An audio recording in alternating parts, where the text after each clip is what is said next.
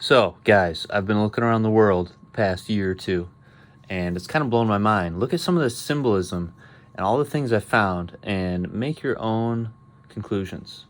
Okay, so first thing, butterflies in all of our movies, all over the world, all over our community, in shows, in songs, um, butterflies representing change, evolution, growth, the soul. Once you start seeing some of these symbols, you'll realize that all of these are everywhere in our society.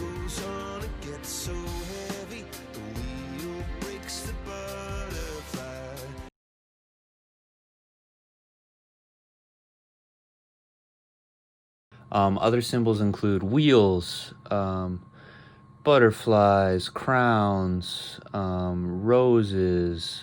In the Bible, it says, "How you are fallen from heaven, O morning star," meaning Lucifer from the Bible. But then later, Jesus says, "Hey, I am the root and descendant of David, the bright and morning star." Morning Star Cafe, Morning Star Farms. Now, this is interesting. Why does every single house have one of these stars on it? Like every other house has one of these. And then we have crown symbolism in music, in everywhere. And now roses, literally everywhere. People with rose tattoos everywhere. Roses, characters and stories. It never ends. Okay, lately, since I've been questioning things, people have been uptight. It's like the thought police, right? Hear no evil, see no evil, speak no evil. It seems that our whole system is set up to profit people above us. There's also, in all of our songs, symbolism that this could be the Matrix, yo. We could be hooked up to some machine. Don't be fooled by the internet. It's cool. It's cool to get on the computer, but don't let the computer get on you. It's cool. It's cool to use the computer. Don't let the computer use you. You all saw the Matrix. Some sort of hallucinatory dream world machine. And even in the Matrix, they call it a dream world. Cupid and Psyche, dream world. Alice in Wonderland, dream world. Like, everything suggests dreams. Basically, with all this stuff, we can conclude that we're being observed through our phones, through the internet, through people, through everything. And we're hardwired to vote right or left. We are concerned about troubling trend of irresponsible, one-sided news stories plaguing our country. The sharing of biased and false news has become all too common on social media. More alarming, some media outlets publish things physically aren't true without checking facts first. Unfortunately, some members of the media use their platforms to push their own personal bias and agenda to control exactly what people think. And this is extremely dangerous to our democracy. Control the information in a society, and you can control what people think. TV, why do they call it paid programming? Everything around us is designed to program you, make you submit, give up.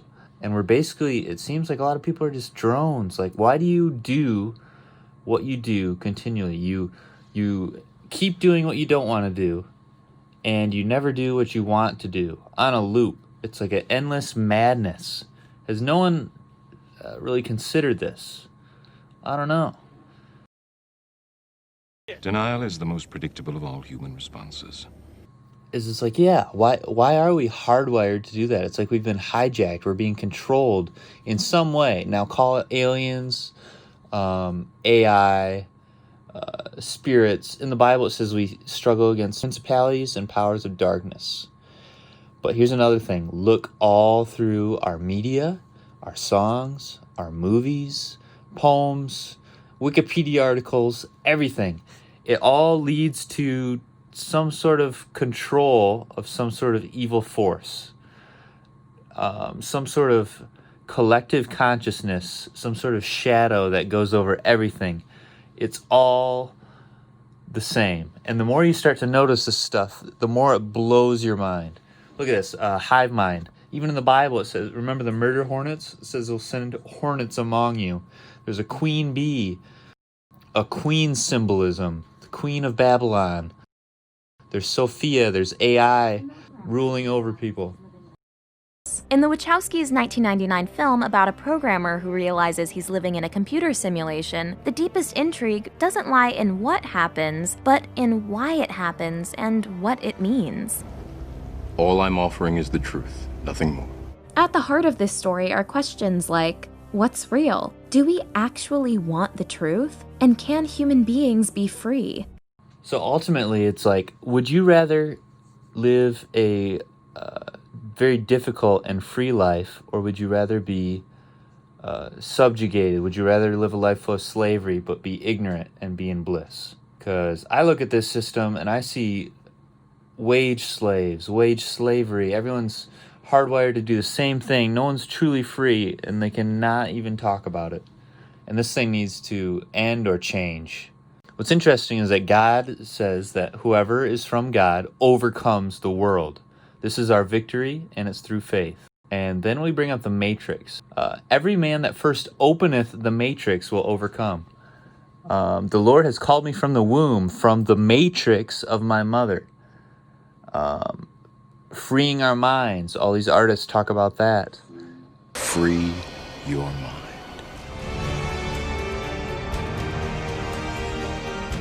Have you ever had a dream, Neo, that you were so sure was real? What if you were unable to wake from that dream? Neo's quest for truth begins in his dreams. When we first meet him, he's asleep, while his computer runs a search for a mysterious figure named Morpheus, fittingly named after the Greek god of dreams. You have the look of a man who accepts what he sees because he is expecting to wake up. Ironically, this is not far from the truth. The twist is that it's Neo's so-called real life up until now that's been the dream world. You've been living in a dream world, Neo. Neo's mentor Morpheus represents intuition and faith in the unseen forces of the world, in direct opposition to the machine projections that use the eyes and rational arguments to enslave. His ship is called The Nebuchadnezzar. a nod to an ancient Babylonian king who, in the biblical book Daniel, gave the wise men of his kingdom the impossible task of not just interpreting his dream, but also telling him what the dream was. The Matrix tells us that trusting our intuition and dreams is the beginning of the path toward truth and mind freeing. You're here because you know something. What you know you can't explain, but you feel it.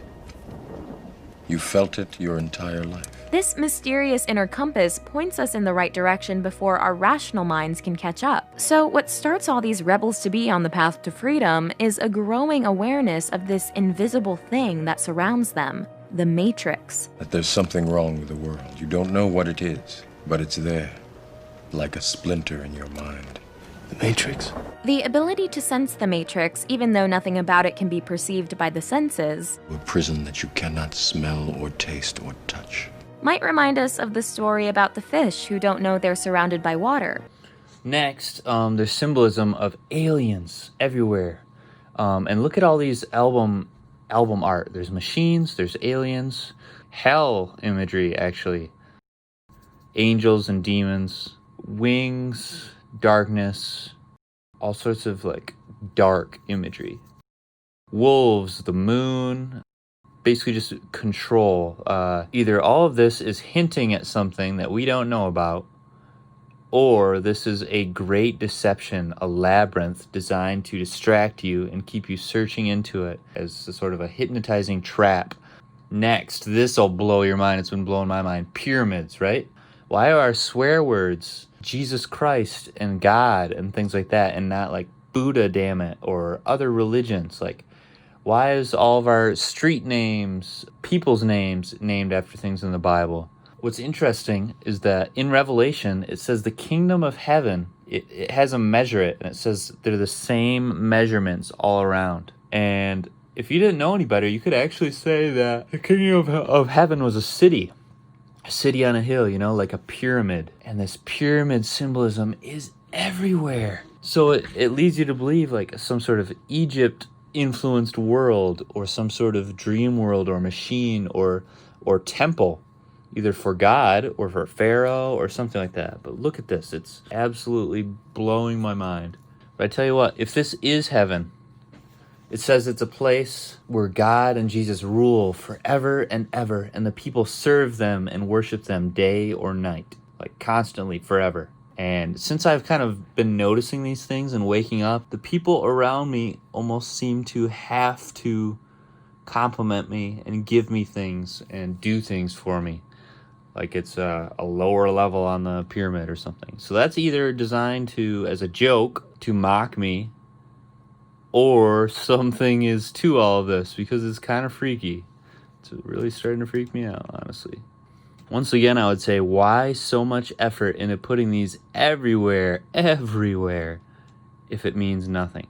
From the days of John the Baptist until now, the kingdom of heaven has been subject to violence, and it's been raided by those that are strong and powerful. Wait, the kingdom of heaven is under attack? Like, doesn't it seem like there's a slow invasion right now of power as we are forced to wear masks and plague? Like, none of it makes sense. The Bible says, it talks about mountains, right? The great city, the city of Babylon. I am against you, O destroying mountains, says the Lord. Yes, the woman of Babylon is owner of these 7 mountains, the 7 continents. In the mountains that are stacked with fear. The queen of Babylon is the owner of all sorts of goods and trade and riches. And then it says, the souls and minds and bodies of men. How do you own a soul of a person unless they're trapped in some sort of video game or dream thing? Like, it does not make sense. I'd say a computer is definitely controlling stuff. And you'll see symbolism of the queen everywhere as well. So it says, in Babylon, the kings of the world meet. And what is that? Basically the UN. That's where the kings of the world meet. Elon Musk. We have all sorts of people saying, yeah, it's pretty likely that we're living in a simulation. Like, our DNA, guys, is 1s and 0s. So here's the question. What is actually in the pyramids? Like, it's just unbelievable how much symbolism is everywhere. We've got alien symbolism. And remember, if any of this was actually real, people would be convinced that it was the stupidest thing ever and laugh at it. Any attempt to share this information would be scorned. You would be called crazy. But why don't we talk about the Bermuda Triangle, the Nazca Lines? Like, I don't know what I believe. I'm just gathering information from what I see where I am in my position and letting you make the calls. There could be a shape-shifting reptilian race. There's hints everywhere of something, some sort of other species or higher being or spirits that are secretly among us and we don't even know.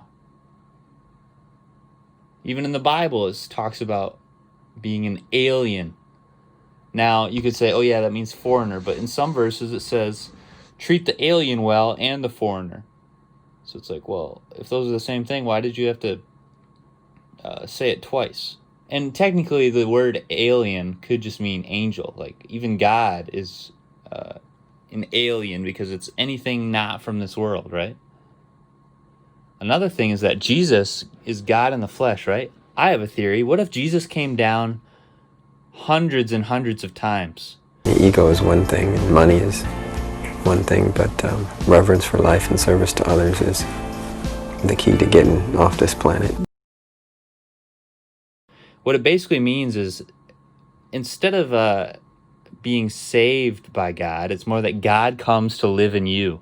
You are being possessed, essentially, by Jesus. And once you figure this out, it brings you to your own salvation. You save yourself through living your life as Jesus would live your life. You'll clothe the mortal with immortality. The kingdom of God is within you. It's within your soul. There's all sorts of philosophers talking about the overman, the superman, the one that overcomes the world. And I would say if the kingdom of heaven has been subject to violence, it's about time we take it back. Now, what's interesting is since I've been saying this stuff, I've been finding resistance from people. And at first I was like interrogating them about it. So it's one, either all these people are against me, or two, there's a collective spirit or unconscious organism or entity that's actually operating through these people on a subconscious level. It's weird. Like what I'm thinking about, they will have to talk about or address in an indirect way. And then if I try to address it, they're like, what? So that's been weird. Another thing, back to the simulation thing. Here's the key again. Room 101. It's a room within the city of the Matrix.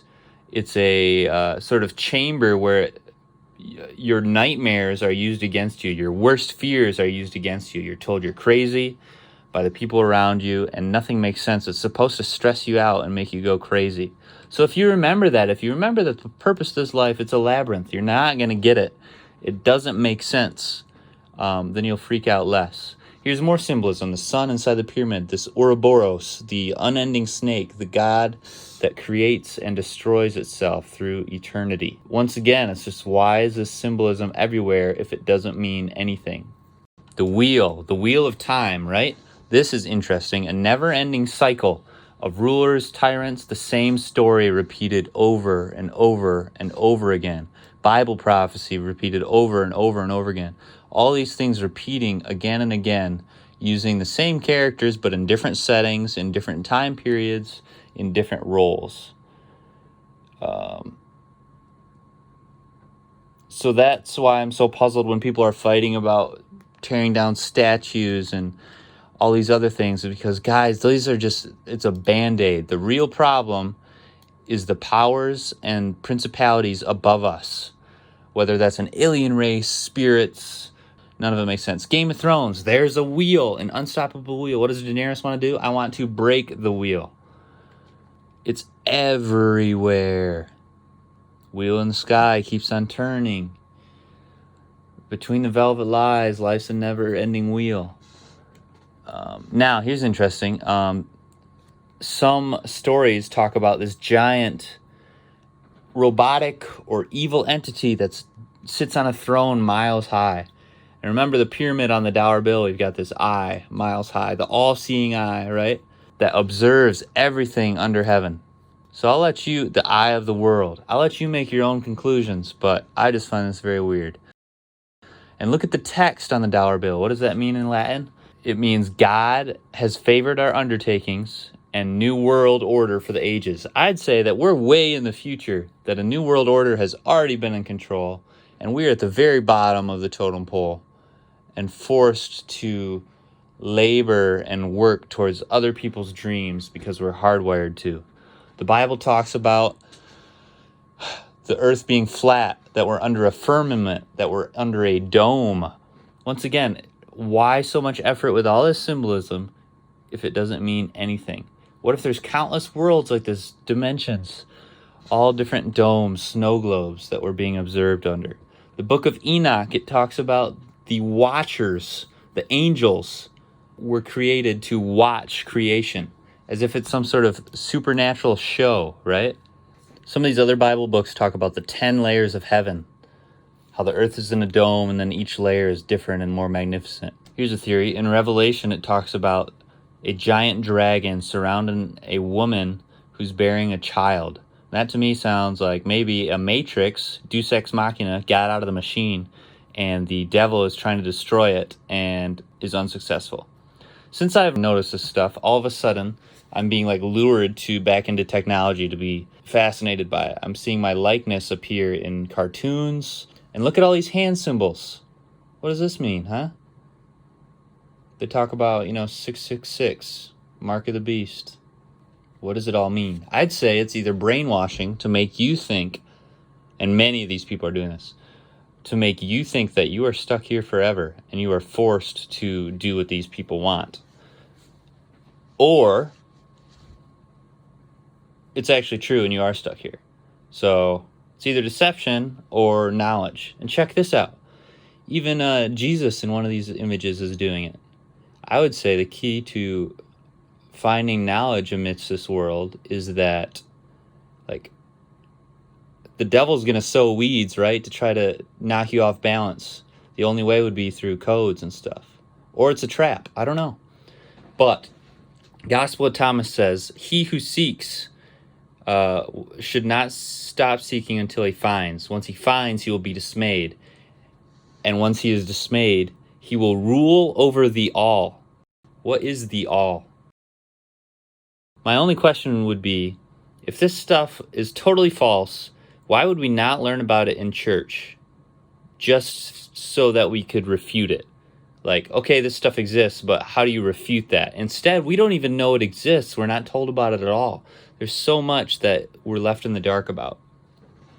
Once you realize this stuff, you too can start to make an impact on the world. So this is either a giant trap and mental conditioning to have one person rule at a time, or it's actually true.